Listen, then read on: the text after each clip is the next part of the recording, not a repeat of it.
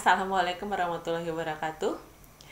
Eh, Selamat bertemu kembali Anda semuanya, saudara-saudara semuanya. Kali ini kita akan bertemu di mata kuliah Asesmen BK Teknik Non-Tes gitu ya. Jadi kita akan bertemu dengan saya lagi, Ibu Fira Afriati, di mata kuliah yang berbeda lagi gitu ya. Nah, hari ini saya akan memperkenalkan atau mengorientasi Anda tentang mata kuliah Asesmen Bimbingan Konseling 1 Teknik Non-Tes gitu ya. Ini mata kuliah yang juga terdiri dari praktik dan teori gitu ya. Jadi ini mata kuliah praktik dan teori. Jadi ada teori, ada praktiknya. Mata kuliah ini tentunya digunakan gitu ya oleh prodi bimbingan konseling untuk anak-anak semester 3 biasanya, dan ini 3 SKS gitu ya. Mata kuliah ini akan diampu oleh saya sendiri gitu ya, Fira Afriati gitu. Apa manfaat dari mata kuliah ini? Mata kuliah ini dapat mengembangkan kompetensi Anda gitu ya. Yang pertama, memahami instrumen non-tes dalam kegiatan BK. Yang kedua, memahami tahap-tahap pelaksanaan. Jadi yang pertama Anda tahu dulu apa aja sih instrumen non-tes di BK. Yang kedua, Anda tahu bagaimana melaksanakannya di lapangan. Yang ketiga, Anda menguasai keterampilan bagaimana melakukan instrumen non-tes di lapangan, yang terkait nanti dengan 6 bidang pengembangan, karena bisa jadi Anda akan melakukannya tidak hanya di sekolah tapi juga di luar sekolah.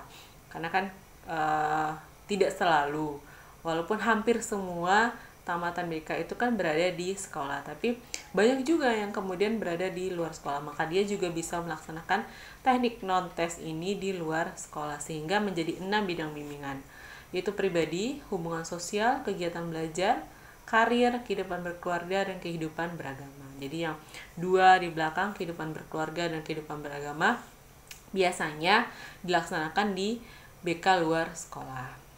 Oke. Selanjutnya adalah membekali mahasiswa dengan pengetahuan, wawasan, keterampilan, sikap dalam melakukan instrumen non-tes. Gitu. Itu adalah manfaat mata kuliah ini.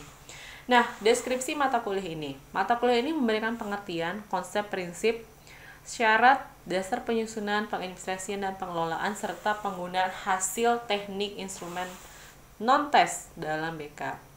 Praktik di laboratorium dan praktik sekolah. Nah, karena dalam masa pandemi ini gitu ya, tentu kita tidak bisa ke sekolah, dan kemudian kita juga ada beberapa instruksi yang tidak mengizinkan kita untuk ke laboratorium, apalagi dalam kelas besar gitu ya. Jadi nanti akan kita cobakan membuat instrumen yang mungkin akan kita sebarkan lewat aplikasi-aplikasi lainnya gitu ya. Jadi yang bersifatnya tentu online gitu ya, mungkin seperti Google Form gitu ya. Jadi kita tetap buat, tapi kita lewat menyebarkannya tidak mungkin langsung berhadapan dengan siswa gitu. Nah, juga kita akan pelajari tentang etika, bagaimana menggunakan instrumen non-tes dalam BK. Nah, itu tadi pengantarnya. Kemudian kita akan membahas pertemuan demi pertemuan selama 16 kali ini, apa yang akan kita lakukan gitu ya.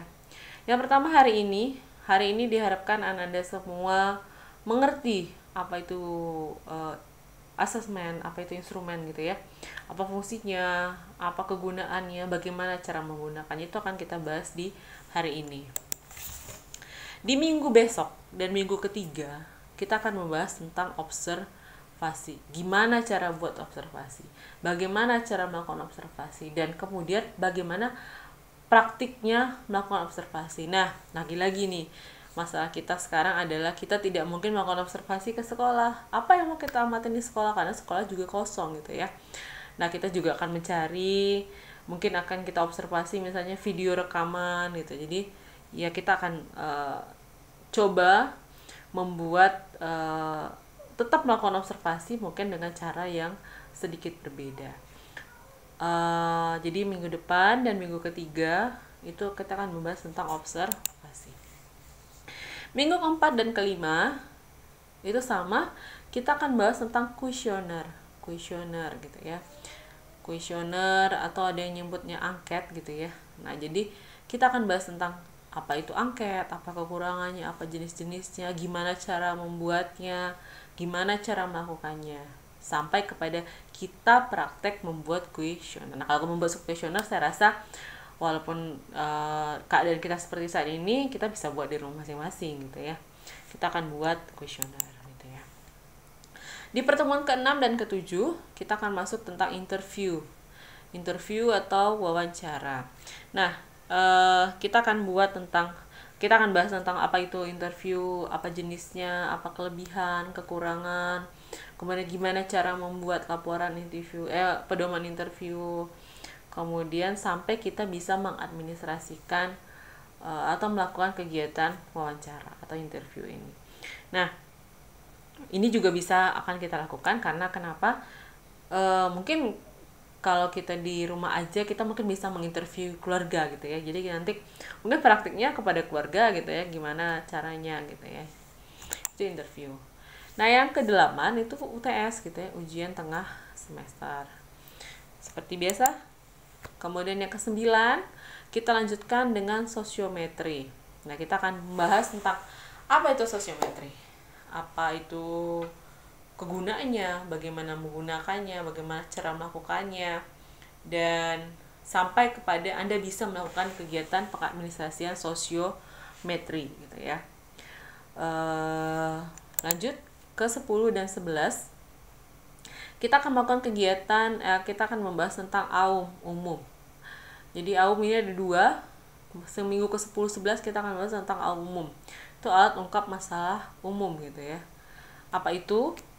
Apa isinya? Bagaimana cara melakukannya? Karena ini tidak dibuat ya, ini udah ada alatnya. Jadi kita tinggal menggunakan.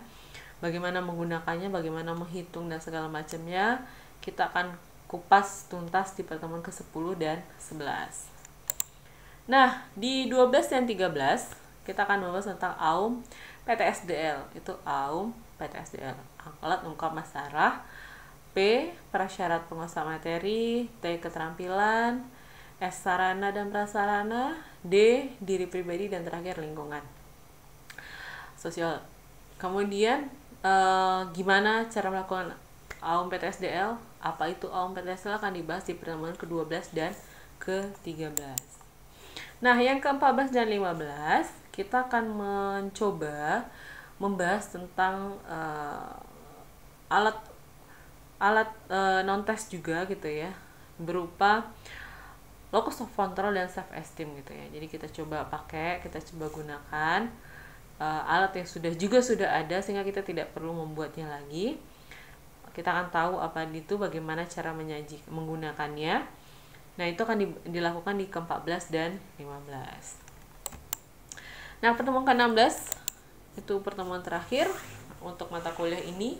Kita akan UAS, ujian akhir semester. Nah, bagaimana nilai pada mata kuliah ini?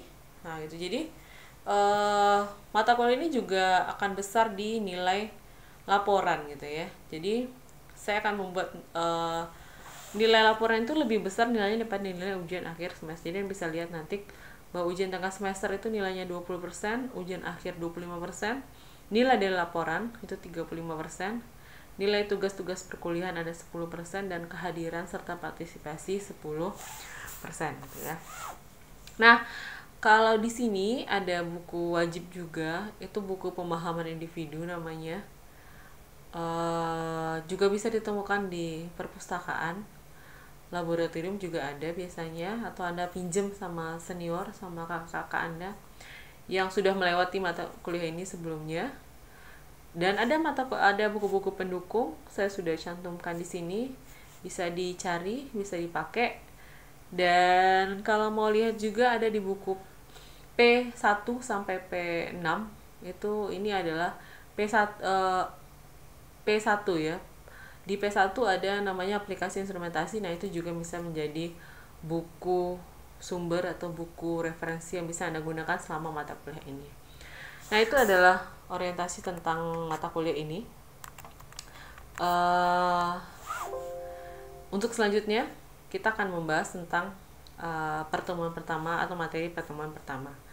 Itu saja saya rasa untuk perkenalan tentang mata kuliah asesmen BK non tes. Terima kasih. Assalamualaikum warahmatullahi wabarakatuh.